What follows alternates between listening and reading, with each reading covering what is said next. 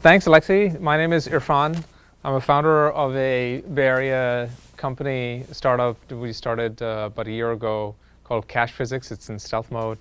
My prior company where I was a founder, we were standardized on Scala except the front end, where we were using JavaScript and one of the JavaScript frameworks called AngularJS. And when we started that company in 2011, at that time, that's the best we could do. You couldn't really get Scala all the way, and so we weren't able to. So about half, so I was in my previous company 5 years, and they're growing and continuing. I left to build this new company. And Scala's worked out great. I don't think the front end worked out really great. I think we ended up with some really bad choices and it slowed us down a lot. So a couple of years ago, maybe 2.5, 3 years ago, I started to pay more attention to more end-to-end and front-end programming with Scala.js transpiled to JavaScript with a project called Scala.js. Became very interested and started to track that and built a lot of prototypes, dozens of prototypes during the last 2.5, 3 years to just keep up with the technology. A few months ago, I became involved with an open source project that's trying to take it a little bit further, which I'm going to talk a little bit about today. And so that's what this is about. And I'm not talking about anything that's sitting in production in my startup yet. The ecosystem that I'm going to describe, think of this as a checkpoint. Okay, we've made some progress in the open source world. So we're going to just take a survey and figure out where it is and maybe look at an app that I've been working on based on some open source apps. Which we will open source as well in the next few days. So think of this as a checkpoint and a progress report. I can't today report that this is ready for your Fortune 100 production app yet, okay? But I see no reason, like I'm at that point after the last few months of experimentation where with this particular flavor of the stack that I'm going to talk about today with Taimur or a different flavor, okay. I think there's light at the end of this tunnel. I think it's just a matter of working out a few more kinks, making the development easier, getting documentations in place, and so on. So I feel like after this experimentation, I feel comfortable that for my little tiny startup, that I'm willing to take the bet because I think this ecosystem is going to grow, and the long-term benefits of a functional programming environment and Scala in the front end are worth it for me to take that. I think some of you may decide differently when you see kind of some of the rough edges that we talk about today. So Taimur and I started collaborating on experimenting with some open source apps on this framework a few months ago. And when I saw Alexi back in November, and I was talking about something like what I'm going to show you today, he thought, hey, why not do a meetup on this? And so thankfully, it was just pizza. There was no tomatoes, because otherwise I'd go home pretty red tonight. Because I think that there's a lot, like I said, there's a lot of rough edges. Think of this as a progress report. Anything you want to add? Yeah, my name is Taimur Mirza. I work for Automation Anywhere. Primarily, I'm a Java developer, but I just started hacking Scala for the past 3 years or so. I'm just still learning a student of Scala and helping Irfan on his projects in my part-time. Yeah. All right. All right. So there's no tomatoes, which is good for me, but there are, this is open session. I think there's actually people in this audience who are better experts at GraphQL than I am, and probably any of those things, right? I'm just trying to put it together and create some demonstrations and try to build a community around this. That's what I see my role as. So I'm not an expert. Jump in if you see something. Hey, Irfan, there's a better way of doing that. Or have you thought about this alternate? Fair enough? Can we establish those as the rules of engagement? I think the night will be a lot easier. I also have the tendency to speak fast. So maybe tomatoes would have helped, maybe in that specific situation. OK, so there's a few things we're going to talk about today. The overall theme is, can we become serverless while staying in the functional programming sort of world, Scala sort of world, right? That's kind of the highest 10,000-foot level concept that I started to play with Taimur when we kind of conceived of this sort of presentation a while back. So serverless is obviously one of those buzzwords that's hard to define, but the way that we're going to talk about it is that there is client code that's either running in a browser or it's running in a mobile application, right, in your phone or tablet. So there's client code. But for your project, you're not running a Scala web server on the other end that's going to communicate with that your client application is going to communicate with over some custom-defined REST APIs to get access to data, to authenticate, to do other things like that, right? So we're not doing that, right? So that was the experiment here we're going to talk about. Instead, what we're doing is we're going to use fairly prepackaged services and some things like GraphQL to be able to access our data, pull it into our client, maybe cache it, filter it, and so on, and present it there. Okay? So this is not serverless is bigger than that, right? And serverless has got a lot of other things, but this is the part that we're going to talk about. Okay, so what is a client in this context, right? So the client in this context, you can see the simulators running. On the rightmost is the iOS simulator. You've got an Android simulator right next to it.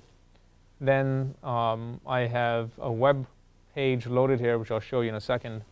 So that when I say client, that's what I'm talking about. I'm talking about a web application, right, that is a JavaScript application. So it's the entire app is running inside your browser. But obviously, the data is not inside your browser when you load up the app. The data has to be pulled in and other things, right? Same thing with the iOS and Android apps. Those apps are complete apps, but they need access to data. They need to be able to manipulate things in the rest of the world. So that's the client in this context, right? So it used to be many, many years ago that for each platform, you would have to launch a separate team and ask that team to become an expert at, say, one of the teams might be an expert at Android application development. Another one might be an expert at developing an iOS application stack. And then finally, you've got your traditional web app team. And even to this day, maybe most companies have that sort of thing, right? I don't know, many years ago, people started to say, hey, is there a better way? There's a lot of application logic that is being duplicated in Java, in Swift, or Objective-C, and in JavaScript, right? There's a lot of logic that's being duplicated there. At least that stuff should not be duplicated, right? We fix bugs in 3 different places. That doesn't make any sense. We implement features 3 different places in different release cycles. That's not a good user experience, right? If mom uses an iPhone and daughter uses an Android phone, their apps actually end up with features at different times. Right? There's no reason why that has to be the case, right? So what started to emerge around this was a few patterns. One was things like Cordova and others, where you would write your application in a single platform, with a single language, and then you would cross-compile it to a couple of platforms. So that was a rage for a while. There's problems associated with that. One of them is it didn't give you a native feel. So it turned out that somehow or the other, people who use an iPhone have this built-in expectation that their apps behave in some uniform way, right? Things have to look similar. And people have studied, for example, subtle things like animations when you tap a toggle, right? The rate at which those animations, and when people get used to that toggle button having a certain acceleration that people at Apple, for instance, have very carefully designed to kind of have the tactile feel that they want you to have. If that changes in your startup's Cordova-based application, right? Somehow it's kind of got this uncanny valley feeling to it, right? So over time, people have started to say, okay, well, we want native controls. We want it to feel native. We want it to be native. But we still have the other problem, right? Which is so much logic being duplicated. So the other pattern that started to emerge out of this was, I think, more recent. I think a lot of people kind of haven't maybe even quite gotten all the way to this yet, which is if you think about an interesting application of a decent size, there is the presentation layer, right, which we just talked about in the sense that there's some expectation of the experience of that, right? And then there's a logic. Right? So when a certain event happens, right, somebody toggles a switch, right? A whole bunch of things have to happen behind the scenes, right? Maybe that toggle resulted in some setting being changed on the server, some email being sent out, some notification, some scheduling happening, a timer being set, all these other things, right, that have nothing to do with the presentation layer, but are the logic of the application, right? The business logic or the other technical logic of the application. Well, even if you want your controls to be native, well, can that at least be unified? Can that at least be the same, so that the practices that our development teams have developed over time and the logic that's built, that we don't have to replicate features in that way 3 times over, right? Or fix bugs 3 times over for that, right? Does that make sense? Right? So it's separating the presentation logic and then the rest of the application. So as applications, especially mobile applications, as they've been getting more interesting, they've also been getting more complicated, right? And now, especially with things like caching, things like offline operations, the need to be able to survive not being connected to the internet while you go in a train through a tunnel, things like that, right? People have started to pull more and more and more logic into these mobile apps, and oftentimes even into the web apps. So a classic example of that is a Twitter web app. Very nicely done Twitter web app. In fact, some of the technology we're going to use today to play around are in use in production by Twitter's web app. In other words, if you open up a browser and you go to twitter.com, the web app that you're experiencing is based on the same technology stack that we're talking about. It's not Scala.js, but it is ReactNative for web, ReactNative web underneath the surface. Okay, so my feeling is that the instinct of a lot of early adopters here, which is, hey, we want to have the same application logic, doesn't matter where this code runs, and we're okay having slightly different presentation layer layouts and so on. I think that's going to survive for a while. There's not an obvious other kind of nice spot to be in software development teams around this. So I made a bold claim. What do you guys think? Yeah, make sense? Right? Try to replicate as little as, or duplicate as little as possible. Okay, so how do we accomplish that? How do we accomplish this concept that for your web app and for your mobile apps, your cell phone app, not cell phone, I'm sorry, your watch, smart watch app, and so on, that you want to take as much of that business logic, as much of the non-presentation layer stuff, and you want to keep it in a single code base, right? So how do we accomplish that? You can't write in Java, because if you write in Java, then you can't run it not easily in an iOS app, right? You can't write in Swift, because then it's very hard to run over there. It used to be you can write in JavaScript because, well, Apple didn't allow an interpreted language to be put into an app, and that was a violation of the terms of service for having an app get published on the platform. So that was a difficult thing.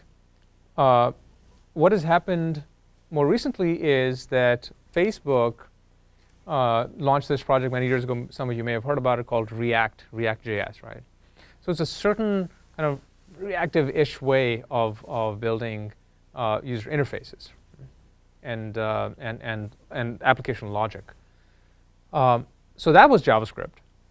So as that evolved, the Facebook team realized the same process that I've illustrated for you so far, where in our conversation we just got to, which is, okay, this is ridiculous. We just have too much stuff being duplicated. So they took the concepts of React.js and they created this thing called ReactNative.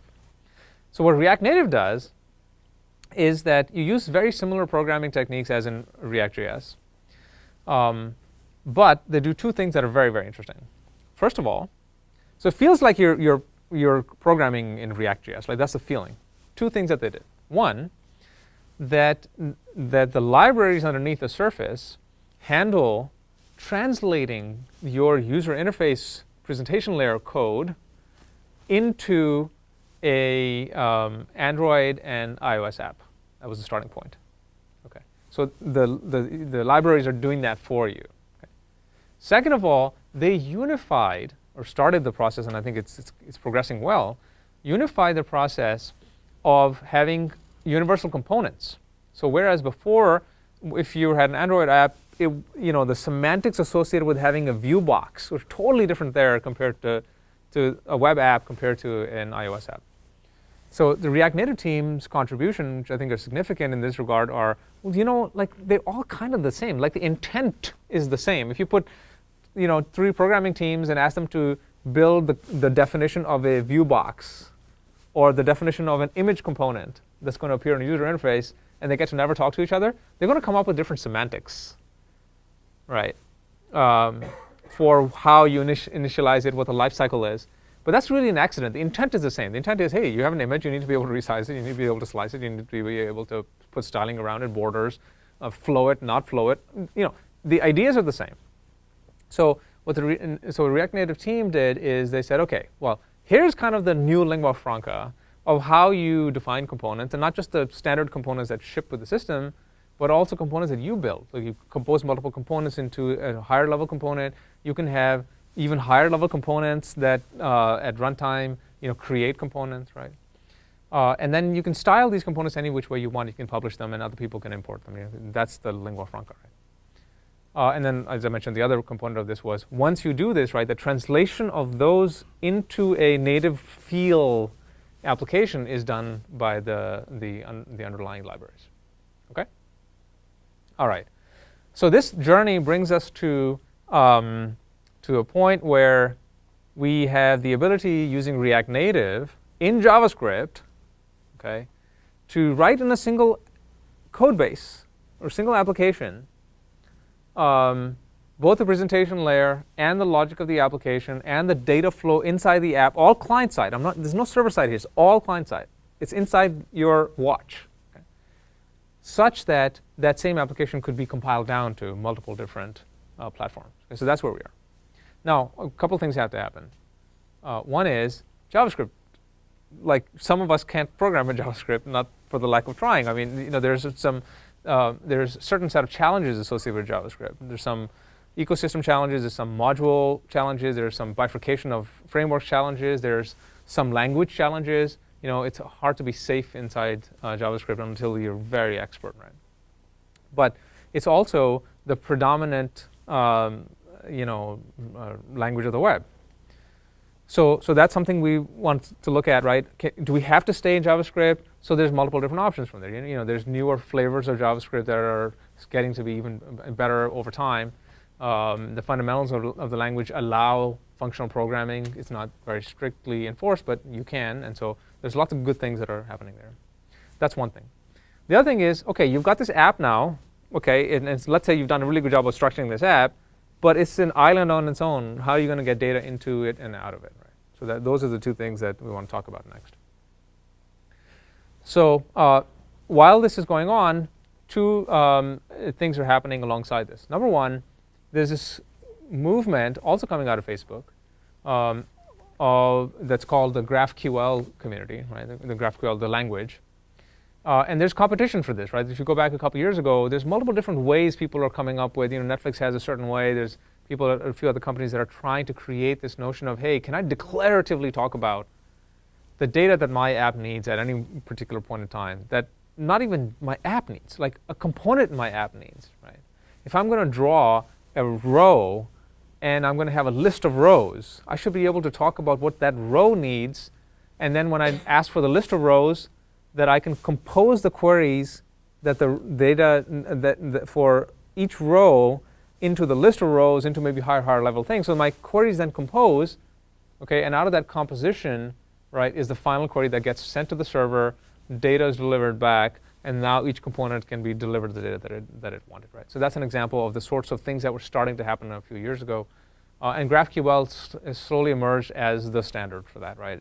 There's a community behind it.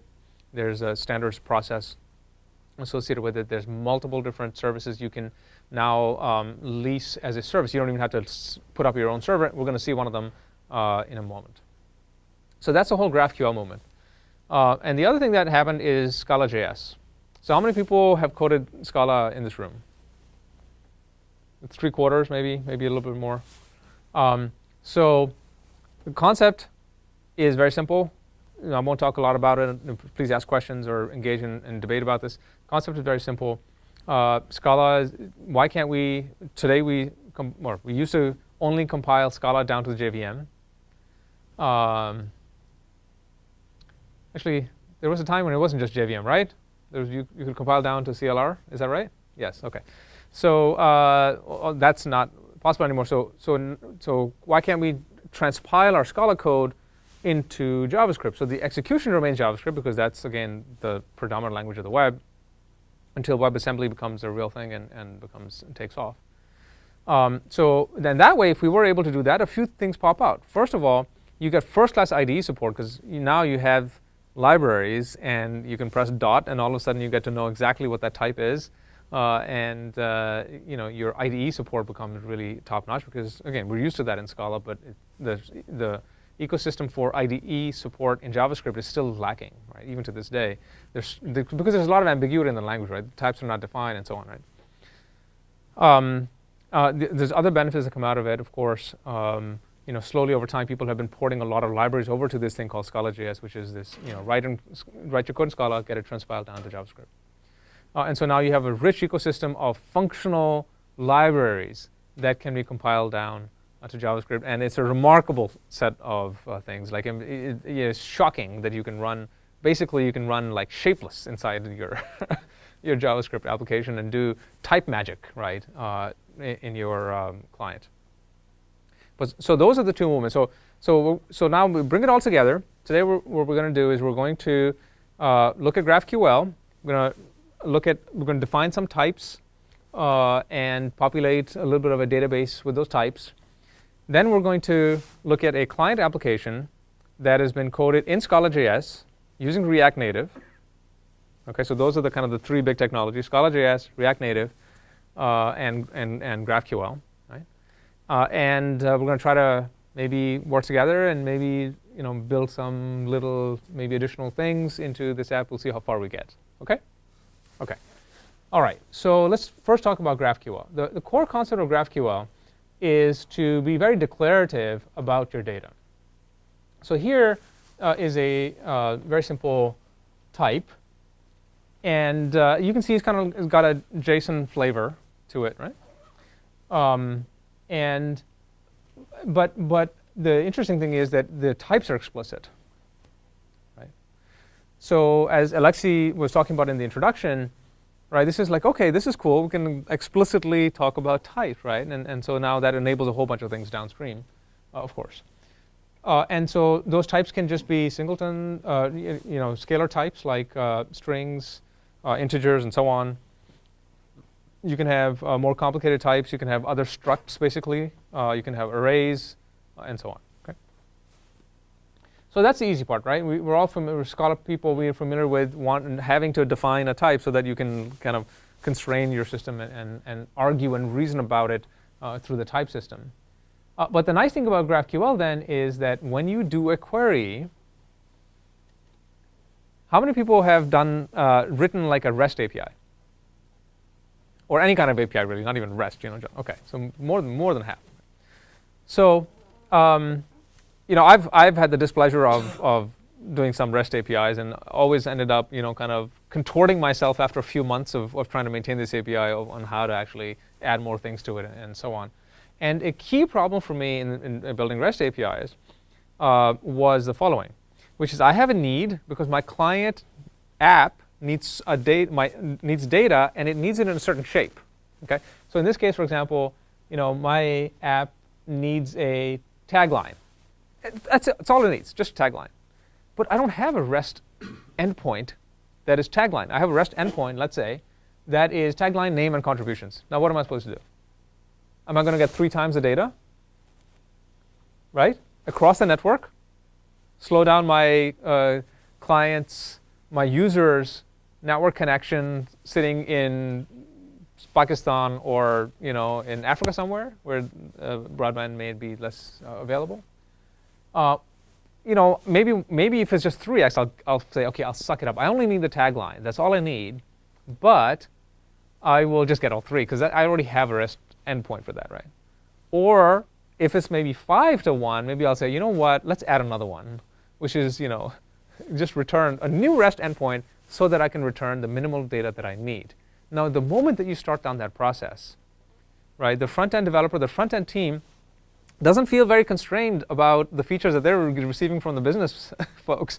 They're just going to keep adding features, and you're just going to be running circles.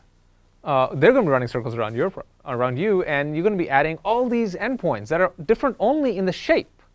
And that was so annoying to me. I mean, I felt so, I felt foolish. I felt like I was doing dumb, stupid work. Okay, adding complexity, adding more endpoints that now have to go and maintain, only because the user needs a different shape of the data, right? They just need.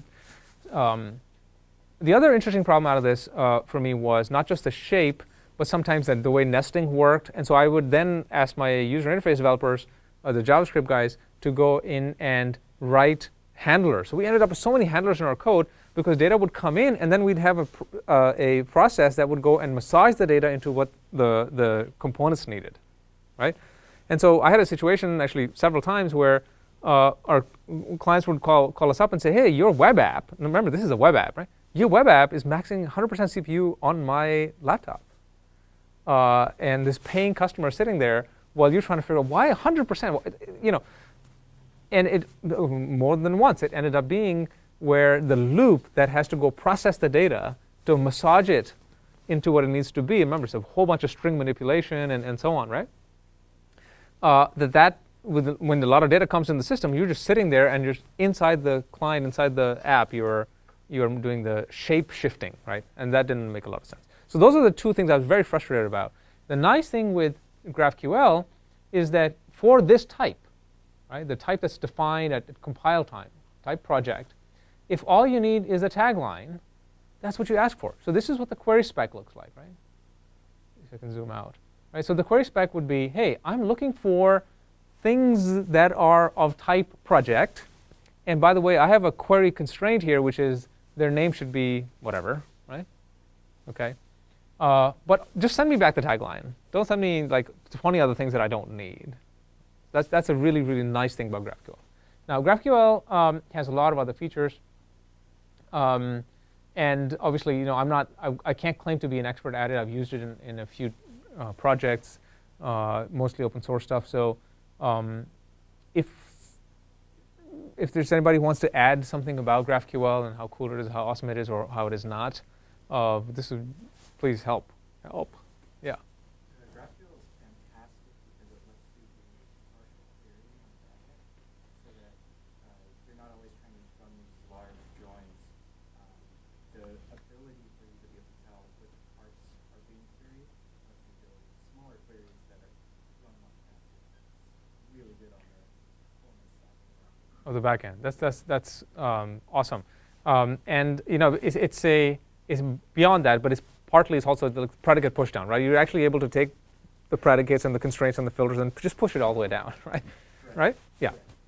That's great. That's a very important thing. Anybody else? So why is it called GraphQL? Anybody know?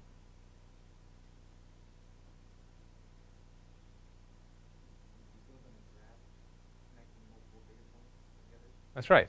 That's right. So this is a very simple one, right? You have contributors who are users. So there will be another type, user. And this is now a set of users who are contributors there, right? So that's a link in the graph. So now not only are you able to specify queries like the simple one that I talked about here that are going to be very efficient when executing the back end, but your queries can now actually traverse that network, and your query spec can actually be constrained in multiple different ways, including on the edges of this graph, not just the contents of any particular vertex on the graph, right? So that's actually pretty powerful as well. Can you explain that? The edges of the graph and not on that. So for example, give me all the taglines for which the contributor is a user named Dave Brocchetti, right? And be able to just push that whole thing down, right? Don't give me any more data than I need. I just need this, right? Yes? Quick question. So if you have like a fully recursive text, so say a user could have projects, and those projects could have other contributors and so forth, construct queries that just kind of make the server do tons of work going recursively down this graph? So, so I only know about the static queries. I have not delved into dynamic construction of queries. In the case of static queries, right, if you can write code that goes that far deep, you could go and execute and create a lot of work for the user. And there might be even some legitimate use cases where you need to recurse a little bit. But if it's static, you're defining it in code, you know that you're going there, right? Yeah. But it's a good question. I need to think more about it. Maybe at the next checkpoint, we'll talk more about it. Yeah. Just imagine your project had like related projects, other projects. Then you could query for a project and like give me those related projects, and you could quickly get into an infinite loop of projects. Yes. So doing cost analysis on your queries is very important, so you don't send forever. Right. After some number of recursions, you want to cut them off and say that's enough. Right. That's Okay. Fair enough. Just to add a little bit on that too, the Sangria library gives you the ability to unify complexity, such that queries will be denied by the server if they overcomplicate. And then for the sake of the video, I'll just try to see if I can repeat your comments. I'm not sure if I'll do justice, but the example, what's her name? Jason. The example that Jason gave was that, let's say for this project, you have a link from a link to, say, related projects of type project. And that's an example of where, if you're not careful, your recursion can obviously create loops, not even just depth, but just pure loops. That's true. And what's her name? Shay mentioned that, for example, Sangria, which is a really nice implementation of a query execution interface for GraphQL written in very good quality Scala, has the option to be able to allow you to restrict queries by complexity so that you can manage the cost carefully. But both of you guys are making the point, okay, it's a really nice tool, but you have to be careful with it and do the right thing, right? So Sangria is a server-side thing or a client-side thing? Server-side, yes. So for example, today we're going to use a service called GraphQL. Just I'm forward referencing here. And they have their own implementation of a GraphQL query execution interface that you can put like a regular database behind it, right? But the thing that understands a query and then how to optimize that query, how to build the query plan, there is one written in Scala to be executed on the server side called Sangria. And there's a couple of other ones. Yes. Yes? Does it actually return graphs or just Does it return graphs or? forests? Forests. That's true. You can create forests. Well, I know that it can return forests, but can it really return a graph? Can it return a graph? Yeah, I think so, because Like can it return an object that has references to two objects? yes. Both refer to one. I don't know of a constraint for that, right? It's just in the type system, right? There's no reason why you wouldn't be able to return a full graph. I think you can. I guess it would require some notion of identity. But so the question is, like, what is the data system returning to you? How you want to interpret it? Is there a hash code on it or not? Like that sort of thing, right? Yeah, it's returning JSON. Yeah, that's right. But it's fairly typed, so it's coming back with a lot of other like annotations with it, so that you can do something with it, which is what we're going to do with the Scala model from this. Okay. All right. So that was a very quick tour of GraphQL. There's obviously a lot of other cool things, but probably maybe as far as I can get. Alexi, did you have a question? Well, I just want to say, let's keep the question from the camera, but you already did something. Okay. Subliminal. You transferred that knowledge subliminally into me. Okay. All right. So and then as we go forward, we'll see if there's other things. So that's one piece of technology that I wanted to introduce and just encourage you to take a look. GraphQL.org. There's a really cool sort of query simulators in there that are found off this page, where you can interactively just type in a query and you'll see right away that the shape of the query that's coming back is the way that you specified it. In other words, the return shape you get to specify separately from the type definition. Okay. So yes. So I think at the beginning you mentioned that there's some providers for GraphQL where the services are out there and Yes. you just use it. Yes. Do you have ideas about which one?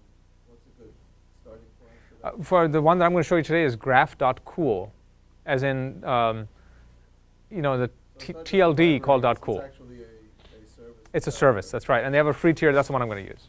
Right? And it's really nice. It's very pretty. It's demos well, and you can actually get non-technical people to actually do the data entry and things like that in it. Right? It's now, of course, it's not necessarily at a point where you can do really big projects necessarily with it, but it's a team that's moving very, very fast for that one, right? And they've also open sourced their stack, so you can run your own. You don't have to use their service. And then Sangria is the other one that we talked about. It's much more code oriented. There's no user interface that I know of that kind of lets you do the complex things with it. But you can write that yourself and then use Sangria. Is Sangria also a provider service, or is it just a library? That's the library. I'm not sure if somebody has stood up a service using that library. Maybe. Cool uses Sangria. Do they? Yeah. Okay, I did not know that. So Jason said that for the viewers online that graph.cool uses Sangria in the back, which is kind of nice. Okay, and there's a couple more. That's just the one that I tried a couple, and I liked the way this one looked. I went with it, but I'd start there. They're not paying me to say this. Okay, so that's one piece of technology, right? This is all about, hey, you've got an app, you want to interface with the world, and you want to do it in a structured way, in a type safe-ish way. So I encourage taking a look at GraphQL for that and many other reasons. The other one I want to talk about is ReactNative. So we already kind of introduced it, right? So Facebook project, if you just search React-Native on Google, it should come up right away. So so now, of course, they're not, they're talking about JavaScript because underneath the surface, that's what their libraries are, right? It's a very rapidly evolving ecosystem, so bugs get fixed fast, and bugs also get created relatively fast, right? They're getting better, but again, the fact that it's part of the JavaScript ecosystem doesn't help because the dependencies are a nightmare. So again, for someone like me, it's about like, I kind of sometimes I feel like, there's shards of ice, and I'm in an ocean, and the cold water is JavaScript, and I'm trying to find little pieces of ice to be on so that I can be relatively safe. And that's Scala.js for me, because every time I have to deal with JavaScript, it just days go by, and I get days, right? But somebody has to do front-end programming, right? So it has to actually get done, and so what we're going to try to do is to put some interfaces in front of it so that Scala programmers can actually get far with it. Where do you think ReactNative is these days? Is it production level? It's absolutely production level. Absolutely, it's really good. All three, like web, iOS, as well as Android, right? iOS, Android, yes. Web is a little bit behind, so you have to massage it a little bit. You have to, but again, within yes. So ReactNative is a little bit different from React per se. React Yes. for the web, right? So the comment was about, or the question was about, is React Native different from React.js? And React Native is a separate project.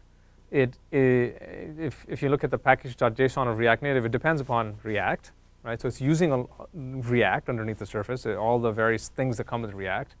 But what it's adding on top is, again, this translation of having the app get packaged and an APK created that you can immediately run on your Android phone, for example, right? Or all of that hard work is taken care of by the library. Yep. For the web as well, or?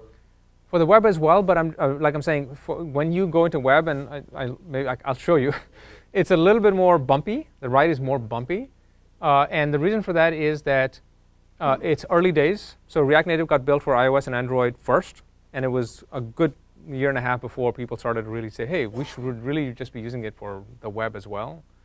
And like I mentioned earlier, Twitter's web app, the mobile web app, is maybe one of the first ones, and Major League Soccer moved over for at least part of their mobile web app. So you go to Chrome or Safari on your mobile phone, you go to MLS or you go to Twitter, you're seeing that in production. So definitely, it's good stuff. There's just a few more hiccups because of some library dependencies. Nothing to do with the library. It's just really the dependency. The dependency management is really nightmarish. So that's what makes it hard. Okay. But I think if you're a JavaScript programmer, this is already pretty close to heaven. Okay. If you're a Scala-JS programmer, there's a little bit more bumpiness that you have to kind of get through. Okay. All right. So that's React Native. An example of what the JavaScript side of this will look. The only reason I'm showing this is, again, to give you this notion, this feeling for what the components. I talked about how we're trying to standardize in this community around common components that then compile down correctly on each platform, right? So what you see here is you'll see text. You see a view. So you won't see a div, is what I'm trying to really say, right? You're not seeing a div here. You're seeing view, but that on web would compile down probably to a div, right? And then text here, again, you're seeing text. Now, of course, you can add all your CSS styling to this for customizing your look and standardizing your look and so on. But you're seeing text/text, not say H2/H2 or P/P or right? So if you're using React Native and you use these basic components and build your components on top of these basic components, right? They will correctly render on all of these platforms. Okay. So React Native is also a big topic, and we will try to cover it, just by looking at code. The only other thing I wanted to mention is that occasionally you come across something that just can't be done in JavaScript or Scala.js, which compiles down to JavaScript, and you really just got to go and write that one little component for efficiency or for some native hook reasons. You have to actually go down and write it in Swift or in Objective-C or in Java or something like that, right? And so that capability is natively supported. So you can go down, get to bare metal if you wanted to, and then hopefully contribute that back into open source so that the next set of people can just include your library and not have to go through that hassle again, right? So over time, many of these libraries have been added. An example of that is maps. There's certain things about maps that you just don't want to use JavaScript for. It's just not going to be efficient. You're going to want to use the native support, so people have built those already. Okay? So you are able to get down to bare metal, if you will, when you need to. Okay, so the next thing I want to talk about is Scala.js. So I'm trying to get a feel for how much I need to introduce Scala.js. I think we've had quite a few talks at SF Scala over the last few years talking about Scala.js, and so maybe that's not something I spend time on. So maybe what I'll do is I will switch and start to talk directly about this project, this open source project. And this is not the only one. There is another one that's trying to do something very similar that Kshatrij is working on, and we'll see where that goes. And so there's a few different ways of attacking this. This is a library that I'm attracted to most because of it's a very clean abstraction, keeps the abstractions as native as possible. And so it's called SRI, S-R-I. It's short for Scala.js React Interface. Okay? So it's written in Scala.js. So we will see the code. It looks like regular Scala code. But what it's doing is it's adding a whole bunch of facades or foreign function interfaces, right? And so these are Scala libraries or Scala pieces of code, right, that are endpoints so that you can stay all Scala, but when you transpile it down, the transpiler will look up in JavaScript for the JavaScript equivalent of that code and then call that at runtime, right? So traditional facade, foreign function interface, whatever people call it these days.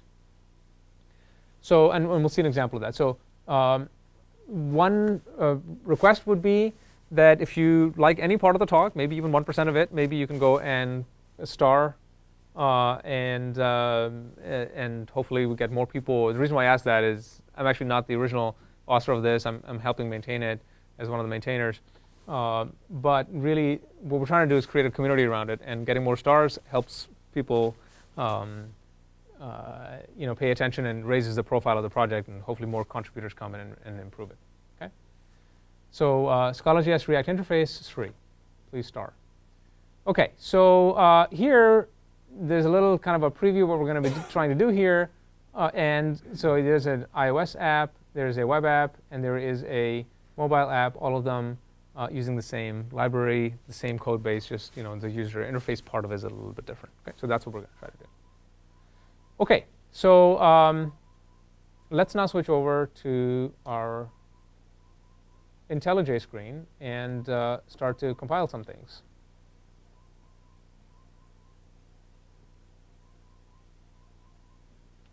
Actually, before we do that, let's take a quick second and look at GraphQL. A couple of people had queries about that. So this is the user interface when you go to the GraphQL console. So you'll see your various projects, right? So there's some bunch of test projects that I've built here, plus my company one. And then you'll see a schema. So now in the schema, so here's the text definition of the types. Okay. So here I have a user type, and this is the one that I created for this demo called post.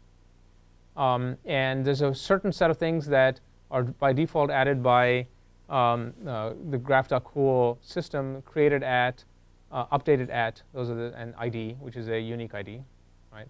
But here's some things that I added. So the description, just a random string danger, and an image URL. The idea is to build a little app that is kind of like a Instagram sort of an app, but it's going to be extremely simple.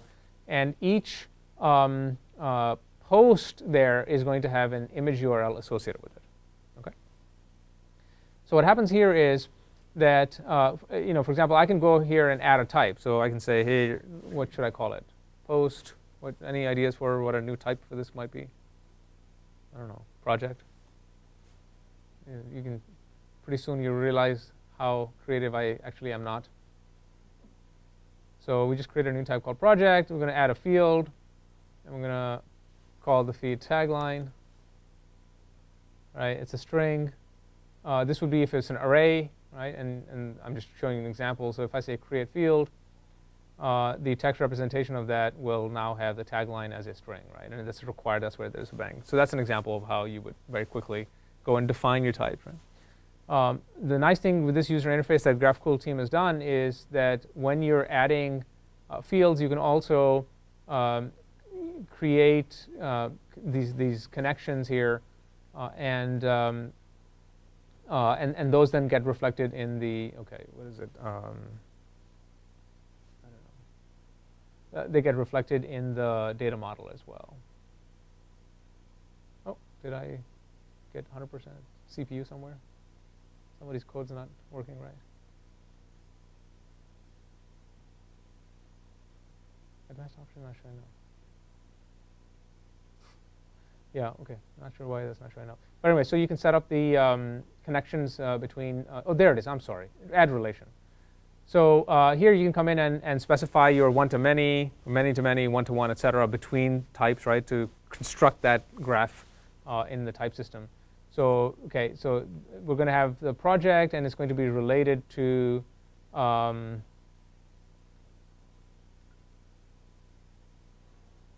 right, there we go. So let's say this project, using Jason's example, is related to multiple projects. Right, and it's going to be marked optional. Let's see.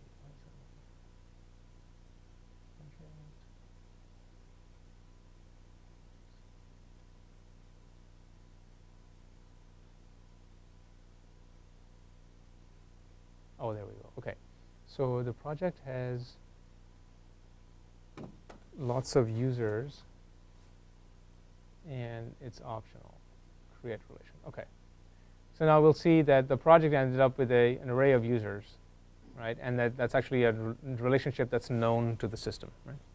So that's how you'd construct the graph and then be able to query it. I imagine you can edit that size as well, right? Yes, you can. You can, yeah. And then it'll kind of scream at you a little bit and make sure you know what you're talking about, what you're doing. But it will let you just preview the change and execute it. Not sure what happened there. Preview, and then hands off. There we go. Apply changes. Right. So that then got reflected here as well, right? OK, so I'm not going to go through this right now, that part of it, so we'll just remove that. They have a pretty decent sort of evolution support as well. So if you're adding things that are already in production, there's some basic concepts around deprecation and so on already there.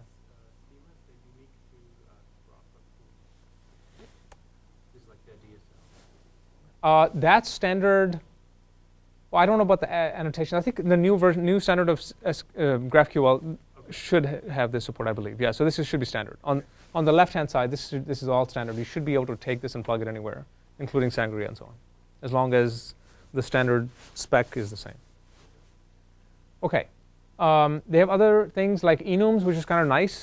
Certain things, you just want a bag of things you want to select from, right? And so the enum support was added recently. That's nice. OK, so now we go over to data. So here, let's select post. Actually, let me go and just clean this out so I don't have to regenerate my models from it. Preview, apply. Oh, hold on. So users. Oh, yeah, because there's a cross. Yeah, there we go. See, it did protect me. It saved me from a problem. So let's do that. It is removed, and all its relations are removed.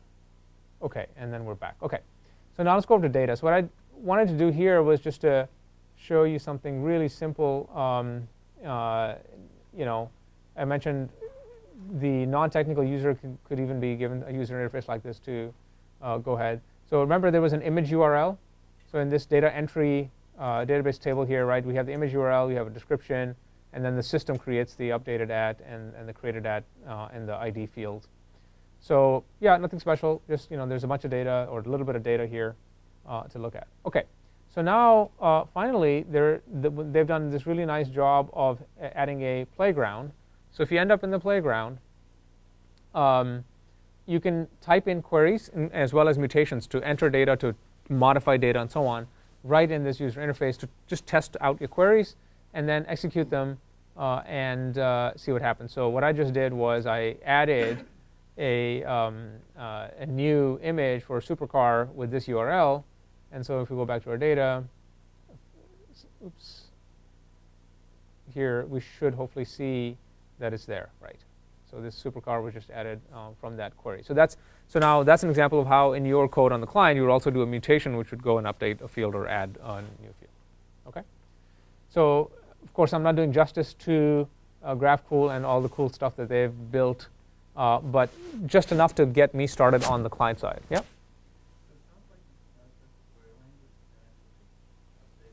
Yes, yes. What's the concurrency model? How did I not see that question coming? Let's see. Do I understand the concurrency model here? No, I don't think I understand the concurrency model. Yeah. So in other words, a lock, right? You're basically saying, hey, is there support for locking? Is there support for transactions? Yeah, Jason?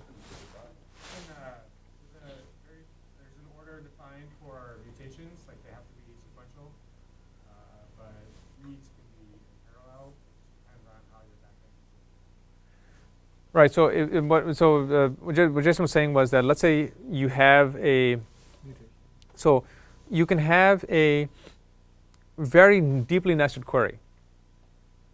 Right. So query this, mutate that. As part of that mutation, do this other thing. Right. You can have like so. The way I interpreted your question without actually explaining, and I'm glad Jason kind of probing deeper, is that that should be like all or nothing, but I don't know that because I've not read the docs around exactly what Sangria is doing to make sure that it's all or nothing. Like, is it actually like view concurrent or not? If I do the mutation Yes. and querying, then that's okay. Yes. It's clear how to handle that. But Yes. what if somebody else? Well, then that's just a regular database then, right? Any SQL query has the same problem. As long as when you send a composite. No, it's just a commit block, right? So in SQL, you have a commit block, right? So you can finish one commit and do another one, and in the meanwhile, data's changed underneath the surface, and it's gone. So. Just so long as you have a notion of a session. You can only do that. I'm not sure what you mean by session. Okay, transaction. Yeah, transaction. Yeah, so in the commit block, right, you can have whatever you want, but as soon as that's finished, you have another one that's data can change in the meanwhile, right? So we should offline the discussion of exactly what because I don't know exactly what the semantics are in the language spec. My feeling is that it'll be similar to SQL. Yeah. So it'll be only kind of view consistency of some nature. So just to be clear, inserts and updates are part of the standard? Yes. Absolutely. Yes.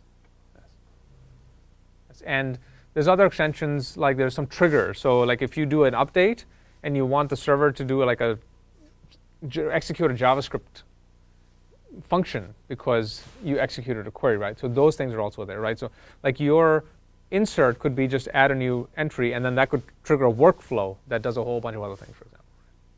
Okay. All right. So we have something very, very simple here. So what we're going to do is we're going to try to create. So remember, that's a structured type language, right? But it's in GraphQL. It's not in Scala. So what we want to do is, first thing we want to do is we want to pull that in and create a Scala model out of it, right?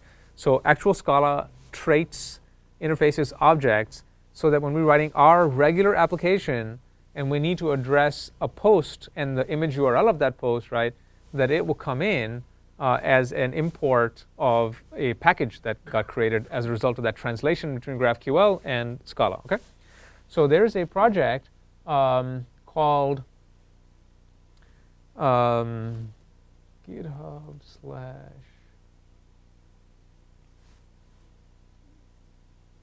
this thing, which is integrated into my make files and so on, into my build, so you don't have to know much about it. But what this is doing is it's translating a GraphQL query, a GraphQL schema into a package that's Scala, type check, regular Scala. Okay, so what I did was I executed that, and we ended up with something that should look familiar because I just showed you the GraphQL. So let's take a look at it. Okay, so here, let's actually go all the way down. I think post is probably down there somewhere.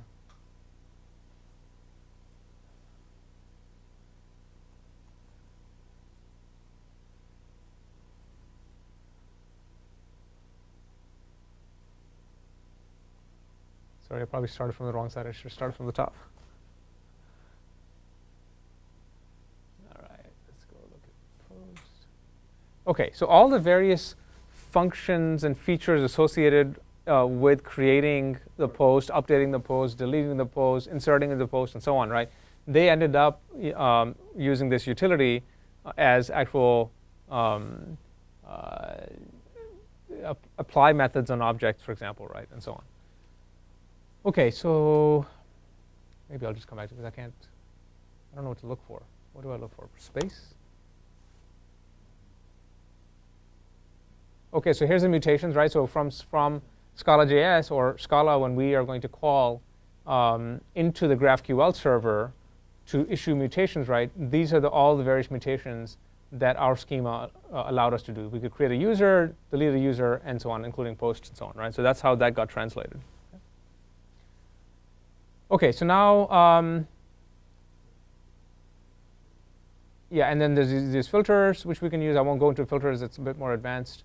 That as part of your queries you can do. When you do a query, obviously, you want to order, and you want to paginate. So that's supported here as well. And the Scala.js model creating scripts that you looked at, they also create all of these supports already as part of that. OK, so we've created this Scala package that has the translation of our schema into Scala, so that now we can write standard Scala code against it. OK, so now let's go and take a look at our mobile app. OK, so the first thing you'll notice, hopefully this is big enough to see. OK, so starting to look like regular Scala. I mean, of course, there's functions here and there's objects here that you wouldn't normally be programming against or using if you're doing backend programming. So there is a object called DOM for the case where we're going to compile this down to the web. Because remember, Most of our logic is going to be shared, but we are going to do a separate presentation layer for the web versus, say, Android versus iOS. Right? We have the capability to separate that out a little bit. So what I'm saying here is for this mobile app, if you are being compiled down to the web, what I want you to do is I want you to take the React DOM and render inside this DOM element called app. Okay, inside that, I want you to take my web app and render it. So we'll take a look at what that is in a second. On the other hand, if it is not web, the presentation layer I want you to render on the screen is a totally different piece of code in this case. And we'll look at that as well in just a second. Okay? So now first let's go and look at the web presentation layer here. So in the web presentation layer, again, this is good. Some parts of this are user interface-like things. We don't have to understand all of them, but we'll try to walk through enough of it to see where all the pieces of machinery kind of connect and create this live app. OK, so what's happening here is that there is in Scala.js React interface, there's a whole bunch of navigators that are supported. So that inside your user interface, you can navigate between places.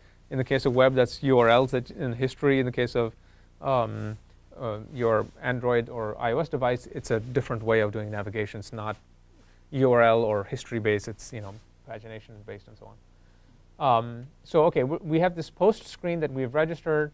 And then we have OK, well, if it's not found, if somebody accidentally goes somewhere else, just bring them to the post screen. And here's how you render the navigation for this screen. So let's not worry about that for a second. Let's go to post screen, right? So here what we're saying is in the post screen, we're saying, OK, whenever you are going to render this screen, what we want you to do is we want you to go and run a GraphQL query. Because we don't have any data. What are we going to put on the screen? We have no data. The data is all on the GraphQL side, on the server side, if you will. It's serverless, right? On the database side, right, which is remote. So we want you to go. Now, this is not ideal because this is a Scala macro. And that macro, as part of the compilation, actually translates this into a structured query that gets executed against the back, right? Now, in the long run, what we want to do is we want to get rid of the macro and actually have a proper DSL. We just haven't had the time to go and design a strong enough DSL so that you can just write. Even the GraphQL part would just be a DSL, right? Really, really want to do that. And if you have expertise in doing DSLs, need your help because I'm not good at it. And Chandu hasn't had the time to, the original maintainer of this project, he hasn't had the time to go and spend effort on there. So we need help there. But for now, it's a macro. And it converts this standards-based GraphQL query, right, into the API calls in the back that are going to go and execute. Now, when that query comes back, right, as part of this query renderer, right, what we're going to do is we're going to render a post list. So now it's starting to go recursive, right? So what was the first thing? Post screen. So there's an entire screen that's going to get painted. It's called post screen. Inside it, you can have multiple things. We just chose to have only one thing, which was post list.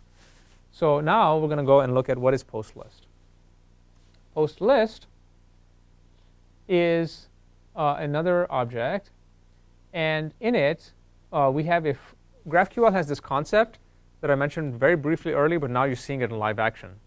And that is that for each piece of your user interface, each component, you can specify the little piece of the query that it has, that it knows what to do with. It knows how to render in the shape that it wants to get it back and render it in. Okay. So in the case of our post list, what we're saying is, look, I want all posts. Actually, I would, not all posts. I just want the last 100, and I want them ordered this way. This is GraphQL, right? Compiled down using this macro. Here's some other things. I'm not specifying a filter, but here's a shape that I want it in, right? I want the IDs, and then I want to have post data actually embedded. Right? So now what this is saying is, as soon as the compiler gets to this point, it realizes, the GraphQL runtime that's running inside the web app or inside your mobile app, it realizes, hey, I've got this thing that I don't know what to do with. I know how to go execute this outer query, but the inside shape of this, I don't know what to do with. So I'm going to fill that in as a fragment, okay, based on whatever's underneath me. Okay. So now we'll see what post data is in just a second. So, so our post list starts out with this GraphQL query container that has this query shape with, of course, something that has to get filled in. Okay, and when we construct this post list, our apply function is just going to create a relay element and pass this container of type post list. Okay. So now we say, okay, so we have this post list. You know, where is this post data going to be? So let's see if I can find it.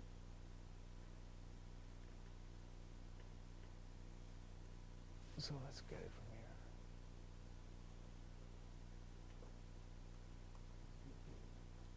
Is it a symbol?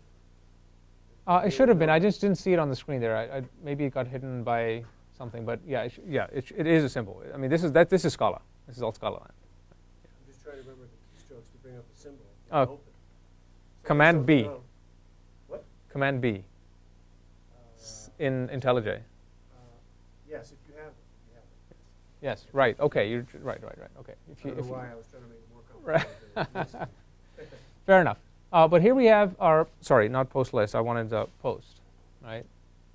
Okay, so here we have our post, and the render for that post is just doing a div, right? This is the web part of it, so it's doing a div, and it's saying, hey, when you paint this div, I want an image and I want a description. So what is this image, right? So that's what's being populated by GraphQL into this Scala.js model of this post and the image URL. So let's just take a quick look at it. I'm going to go to this definition, val post, which is model.post. Let's go look at that definition.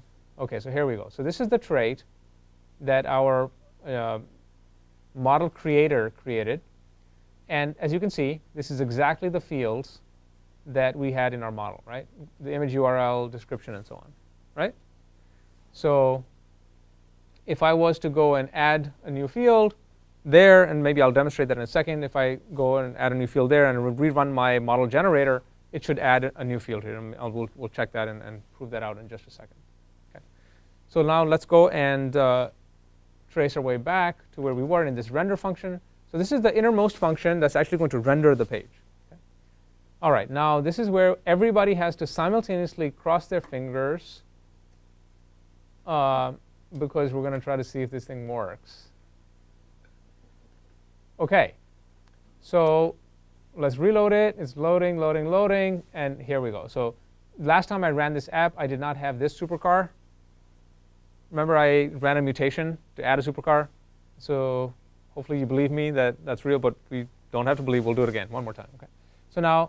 So I think we had 4 items in there, and so those 4 are showing up. Now this is extremely simple. There's no styling on it, obviously. But let's just go back and look at the code again, right? What we said was we want to see the image URL as an image, right? And this is the image tag in HTML. Okay? And we want to see the description as a text here, and you can see what that is, right? So now let's just say, hey, for the sake of argument, Irfan, you're feeling lucky. So how about we add another div here. It should be there already. And we're going to do this, make it easy to debug this. And then we're going to now look to see. So what's happening here is SBT is compiling that Scala source. I have an old laptop, takes a little bit longer.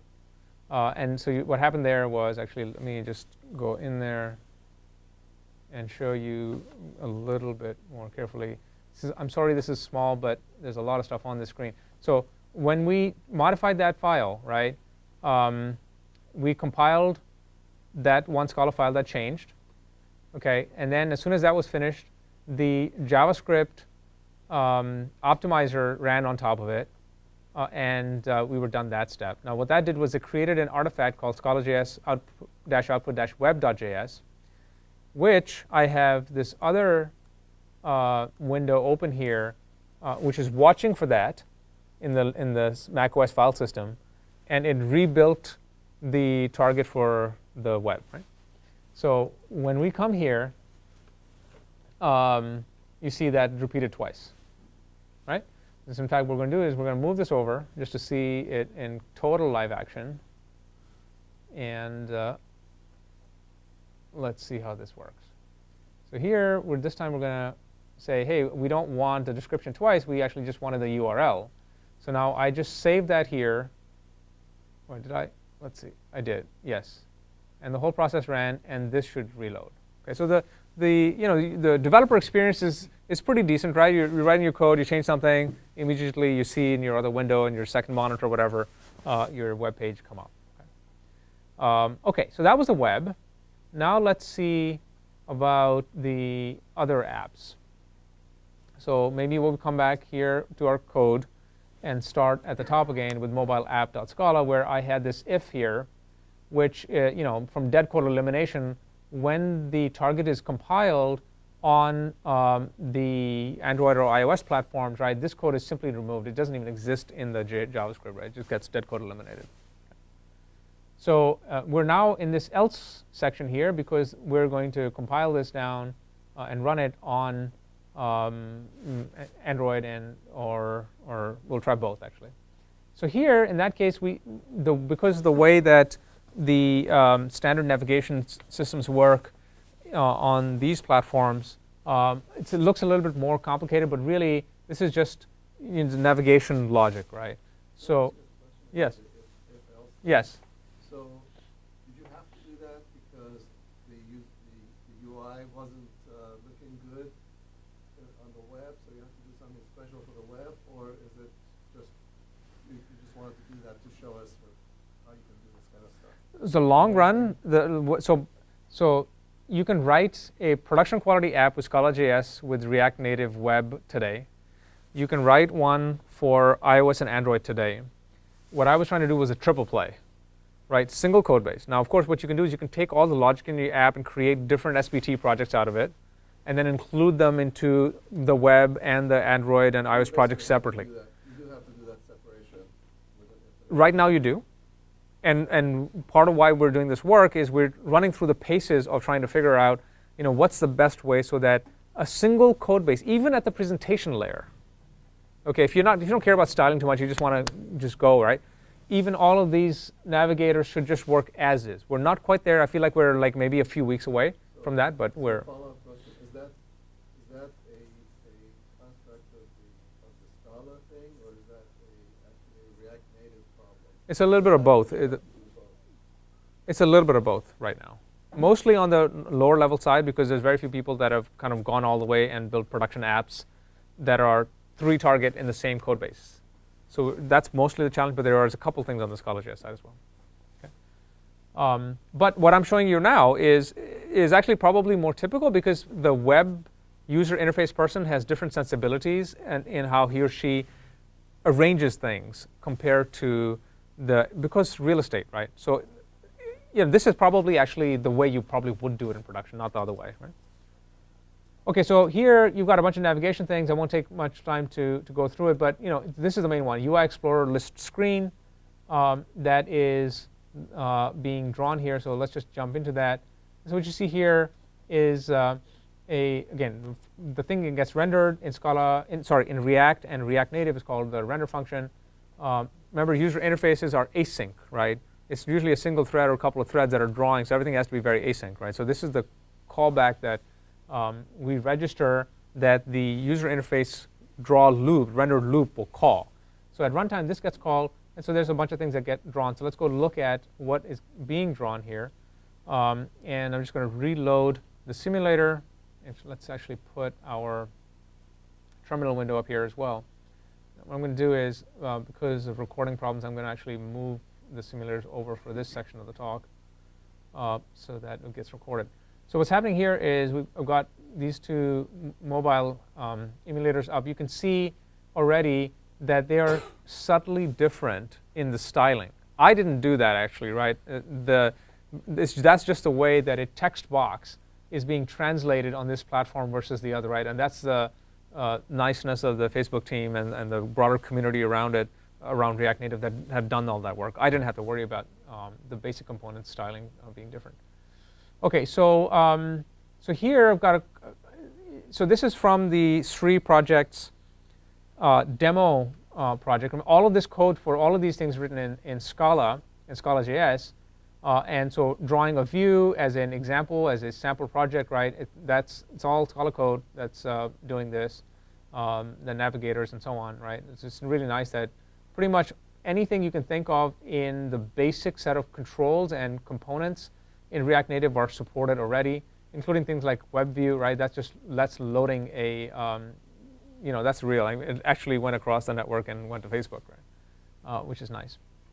Okay. So the one that I added for this to demonstrate and bring GraphQL into this was a component here for post screen. Now this is the same shape, form factor as the one that we just looked at on the other side. And so that query just went out to the network and brought back those elements and painted them on the screen. Now they're very small, and there's no annotations to there because that's just the way that code looked. But it's very easy for us to go and modify that. And so just for kicks, I will go and just quickly modify that so we can take a look at it. So if we go to post, we see here that the style sheet is set up at 64 by 64. But if I was to go and modify this at 128, you'll see that, well, maybe I already missed it. Yes. And then if we go back to our simulators and then redraw. Oh, which one is this one?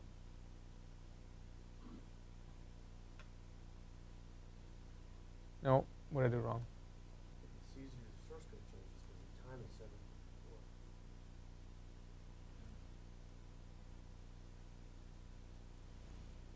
Sorry, you were saying? The time is 7:54 from the last waiting for source changes.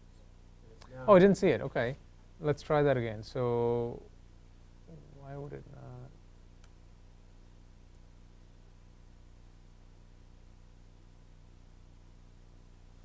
That's odd. Come on, we expect this to work perfectly. Oh, no. See, I'm in Tmux, and I was actually in copy-paste mode. And actually, it did actually go, right?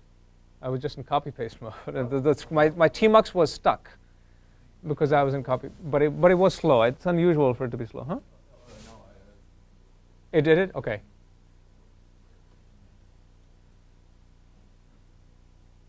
Which one is this one? Oh, this is Android. Android doesn't reload automatically for some reason. I haven't been able to debug that. But this one should work. Yep, there we go. So double, right? Yay! Yeah, worked! Woohoo! OK, so so what happened there is that our query, right? Remember we had this query renderer. The outermost shell of the query was called when I painted the entire screen, the post screen object, right?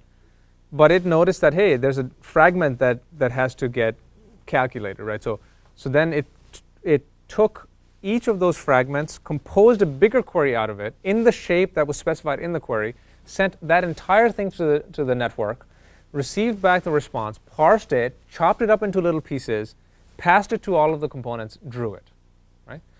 So that's the sort of thing where this is very useful, right? We don't have to necessarily think through the shapes, think through all of the chopping of the data, and all the composition is happening automatically because of GraphQL. OK, so what do we learn from all this? I think that the ecosystem around this stuff is starting to get to the point where it might be worthwhile for you guys to kick the tires, maybe take a sample project in the Scala.js React interface GitHub repository organization. There's a whole bunch of little tiny projects that are very easy to get into, much less complicated than this one, where it's just 1 or 2 screens. and standard Scala interfaces is very easy to get into, so it might be worth just giving those a try.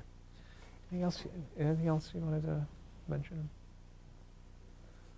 What do you guys think? So I know we're kind of at the end, but I always like to spend just a couple of minutes not polling, that's the wrong word, but asking people, what did you think as we were walking through it, apart from, the places where we kind of went? Yes.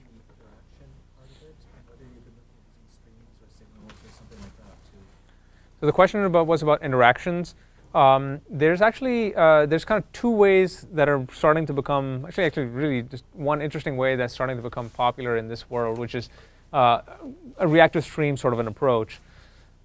And there's a very nice library, a Scala library that is available both in standard JVM, but also especially in Scala JS, that models the communication between all the various asynchronous components of your mobile or web application as a circuit. And so it's really nice. You set up your circuit. It's called diode. You set up your circuit, and then you just let the circuit run asynchronously throughout the life cycle of the application. So if I'm lucky, I'll be able to bring that up.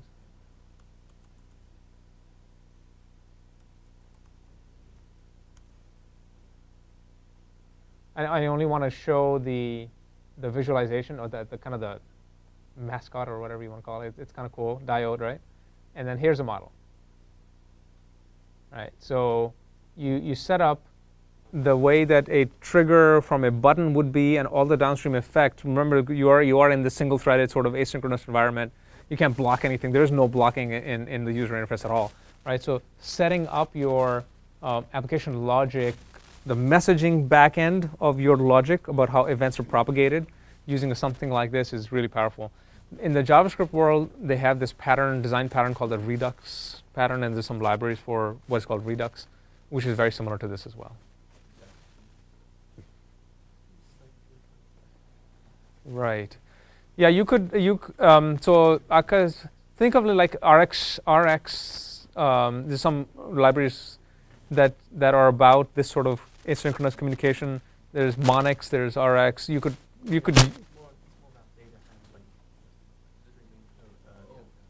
Right. Yes, OrcheStream is much more about that. You could bastardize it, I think, to do something like this, but it would be overkill. Yes. How is error handling? Is there also some standard within the language? How you feel like something isn't found, something goes wrong? Does it feedback on HTTP error codes, or what's the? So what I didn't talk about here is, but we're using it, is something called Relay. So in the ReactNative world, there's two libraries that are kind of the competitive. I meant about the GraphQL. Yeah, that's what yeah.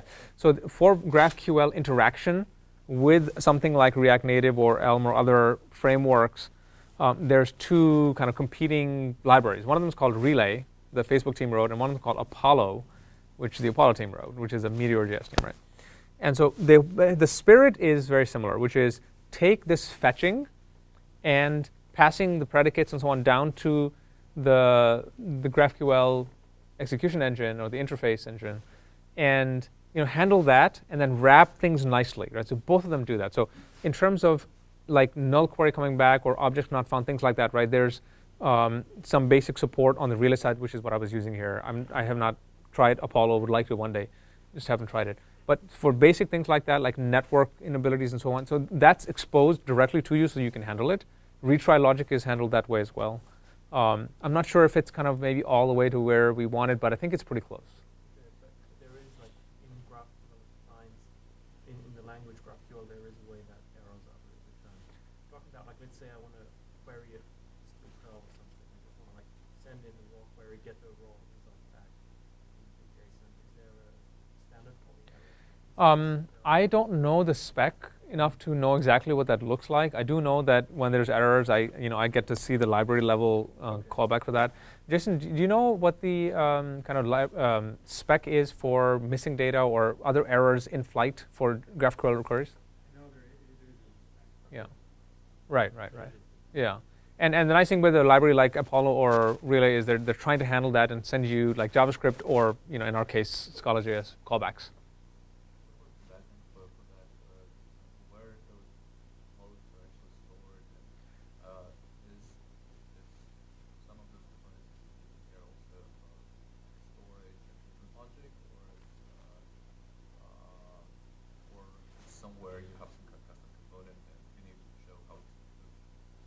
Sure. So the question was around how are the backends, like in this example and more generally, how are the backends handled? Where is that code? Where is the backend running, and what control you have on the workflow there and triggers and so on there? Fair enough. Fair enough way of saying. Okay. So so what I was showing here was a managed service called GraphQL, and so they have a probably standard database in the back with a GraphQL interface that knows how to interpret the queries, how to do basic plans around it, and optimize the query, and then send it to the backend final storage. How to implement the client application using some of the services. That's right. So you don't have to use a managed service. You can use your own. There's multiple open source projects that provide a GraphQL execution engine. Multiple of them. You get to pick, and you can operate those yourself if you want. And in terms of the other part of your question was, what about triggers on the server side, like some customizations of business logic and so on? At least GraphQL does provide triggers, so you can write JavaScript code that just like a Lambda function. Yeah. Sure. In this application somewhere, there's a server side, Right. which you haven't shown. Right. There is no server-side part at all in this application. I mean, there's always a server. I did not write the server. I did not. I only configured the server through a managed service for this purpose. That's a really good, important question. Other comments? What do you guys think? I mean, is this worth pursuing for an open source hacker to try to make work? And would people use it? How many people think we might start it or use it or kick the tires in the next 12 months or a year? Yeah. Yeah? Okay. I know that also there is a community group in Scala specifically, a lot more of type-level programming, and I haven't found a room for that. But can you expand that? If I want to use components in the project, how can There's a tremendous amount of there's a tremendous amount of type-level programming in the library that is creating the facade for ReactNative called Scala-JS ReactNative. Now, it's not, like don't get all fuzzy, warm and fuzzy about cats or something in there, but it's standard type-level stuff, right? I mean, there's lots of traits, there's lots of, the basic stuff in there to make the facades neat and clean and connectable and so on. generated there, non-parameterized types. Yes. On the graph. Okay, so now I understand your question better. So you're talking more about the GraphQL part of it, not the libraries that we've been working with. Okay, on the GraphQL side, yes, I don't believe that there's parameter types. I've not seen them. Jason, have you seen parameterized types or dependent types in GraphQL? I don't think I've seen it. So I would say, but at the same time, I would say, I don't think they're in SQL, and I have never come across a storage system that is reasonably queryable that lets you do dependent types. People have, I'm sure, written a custom one. Maybe people have written custom ones, but a standard one. So that could be an interesting thought process to say, hey, what's the use case for that? And it's not fully clear yet, right? In my head, why we want the persistent storage and query layer to have that type of type voodoo. Yes. Yes.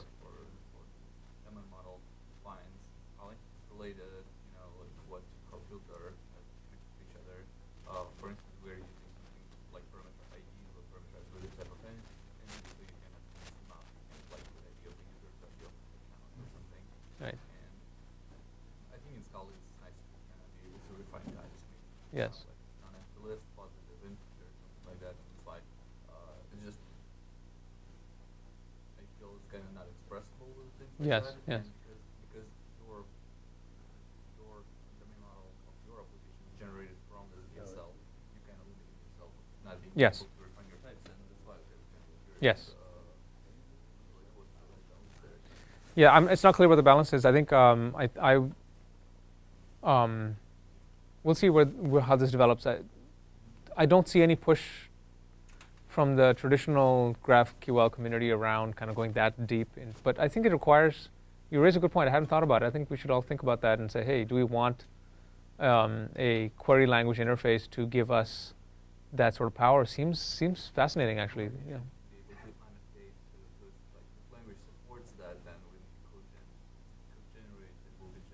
Right. more expressive. Right, right. Very, very good line of thinking. Let's think about that. Yes? I think this may be a follow-up question, but you want to have a custom function call on the API, which is not easily expressible by using the query language. What do you do? Can you give an example of that? Well, I can't off the top of my head, but I can tell you what happened with relational databases. They started with just a regular query language, and then they added stored procedures because people wanted to do custom stuff. Okay? So right now, relational databases have both the query language and stored procedures. Yes. So it's the equivalent of stored procedures in this world. What do you do? That's a good question. I think the way I think about sort of GraphQL is not quite like SQL, right? I think of it as there is the data get part of it, right? And then there's some amount of joins that you're able to push down to the GraphQL layer, but it's not as expressive. You have to do it in the client, basically. As of now, you have to do it in the client, or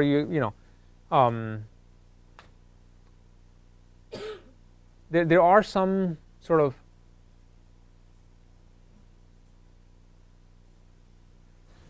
I think it's not as expressive as I feel. It's not as expressive as going all the way to a like a standardized SQL, and I think for most people that's okay, because what you're doing is you're doing a lot of flattening in the way that you pop. So for example, what we're doing, right? Our original data is not sitting in GraphQL, right? It's sitting somewhere else, and we're populating a kind of more flattened view based on what our apps need. But at least, right, once we do that view, we don't have to do more custom API interfaces like RESTful, custom endpoints for that, right? So I think I'm skeptical that the community will kind of arrive at needing to get way more expressive just because of the types of apps that are being built around this. Just one point on that though, GraphQL is one of the vendors, like they provide the ability to add Lambda functions to your API. So you can write like a serverless function in JavaScript. And annotations are sort of like the way you can extend GraphQL today. Like there's a few annotations defined, but you can find your own annotation to do other things. Like I have an annotation that calls this serverless function. This method is modified or something. So you can extend it however you want in that way. Right. Right. All right. No tomatoes. That was good. Well, thank you so much. And this was a lot of fun for me. But remember, this is kind of like an open source thing. So this particular project that has all three, Taimur and I have got a couple bugs that we were fixing right up until the last minute. So we didn't want to push something up that would, if you tried it, it would just fail right away. So maybe on the meetup groups, as soon as we're ready with cleaned up version of this, we will post it there, and please give it a try. All right, thank you.